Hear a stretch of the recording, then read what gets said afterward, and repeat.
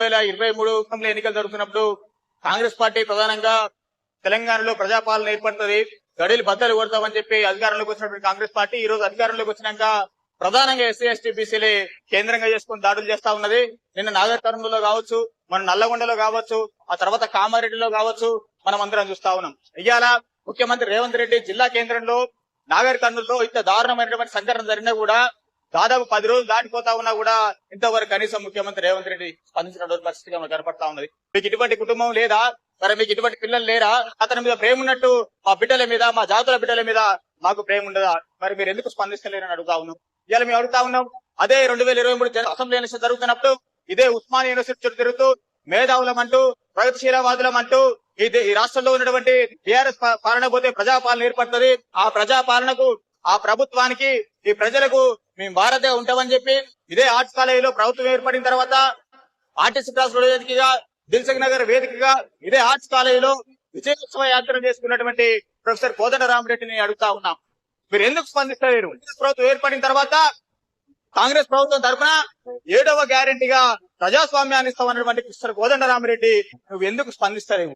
తెలంగాణ ఉద్యమంలో జేసీ చైర్మన్ గా ఉండి తెలంగాణ ఉద్యమంలోని ప్రధాన పాత్ర పోషించినటువంటి ప్రొఫెసర్ కోదండరామిరెడ్డి ఇలా మా జాతుల బిడ్డల మీద దాడులు జరుగుతా ఉంటే ఎందుకు స్పందిస్తలేవు అని అడుగుతా ఉన్నా. తెలంగాణ ఏర్పాటు చేసి, ఈ రెడ్డి రాజ్యాన్ని ఏర్పాటు చేసి మా బిడ్డలని ఇట్లా చంపడానికి నువ్వు తెలంగాణ రాష్ట్ర ఉద్యమంలో పాల్గొని మమ్మల్ని అందరినీ కూడా భాగస్వామ్యం చేసుకోమని అడుగుతా ఉన్నా. నేను ఇంకో విషయాన్ని కూడా అడుగుతా ఉన్నా, మీడియా ఛానళ్లు ప్రధానంగా తెలంగాణ రాష్ట్రంలో ఒక పగిటి వేషగాళ్ళు, కఠినమైనటువంటి భావజాలం కలిగినటువంటి పగిటి వేషగాళ్ళని ఒక వ్యక్తి సినిమా పైరసీ తెగబడుతుందంటే ఆ వ్యక్తిని పట్టుకొని రాష్ట్రంలో మేము ఏదో ఘనకీర్తిని సాధించడం అని చెప్పి ఆ పగటి వేషగాలని పక్కన కూర్చోబెట్టుకొని ప్రెస్ మీట్ పెట్టినటువంటి సిగ్గులేనటువంటి పోలీస్ డిపార్ట్మెంట్ నేను అడుగుతా ఉన్నా. ఇవాళ మీకు ఈ బాధితులు ఎందుకు కనపడతారు? ఈ బాధితులను పక్కన కూర్చోబెట్టుకొని ఈ బాధితులకు న్యాయం చేస్తామని చెప్పి మీరు ఎందుకు ప్రెస్ మీట్ పెట్టలేకపోతా ఉన్నారని కూడా ఇవాళ సిగ్గులేనటువంటి తెలంగాణ పోలీస్ డిపార్ట్మెంట్ నేను అడుగుతా ఉన్నా. కాబట్టి మిత్రులారా, ఉస్మానియా యూనివర్సిటీ విద్యార్థులుగా తెలంగాణ రాష్ట్రంలో ఎస్సీ ఎస్టీ బీసీల మీద ఎటువంటి దాడి జరిగినా ఖచ్చితంగా మీ బిడ్డలుగా మీ ఉన్నామని చెప్పి భరోసా ఇవ్వాల్సిన అవసరం ఉన్నది.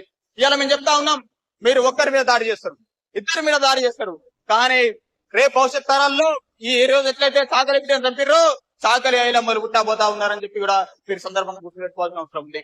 ఎట్లయితే చాకలి ఐలమ్మ విష్ణు రామచంద్ర మీద దాడి చేసి కొడవలతోని విష్ణు దురహంకారాన్ని నరికి ఎట్లయితే విష్ణు గారి గట్టింది, రేపు మాకు ఈ జాతర పుట్టబోయేటువంటి మీ కులహంకారాన్ని కూడా, మీ దురహంకారంతో నిన్నబడిన తలని నరికి కూడా రేపు ఆర్ట్స్ కాలేజీ కడతారనే విషయాన్ని కూడా మీరు గుర్తు పెట్టుకోవాలని ఈ సందర్భంగా నేను తెలియజేస్తా ఉన్నా. కాబట్టి మిత్రులారా, ఈ బాధితులకు న్యాయం జరిగే వరకు యూనివర్సిటీ విద్యార్థులుగా ఏదైతే తెలంగాణ రాష్ట్రంలో ఉన్నటువంటి పాలమూరు యూనివర్సిటీ గానీ, శాతవాహన గానీ, కాకతీయ గానీ, హైదరాబాద్ యూనివర్సిటీ గానీ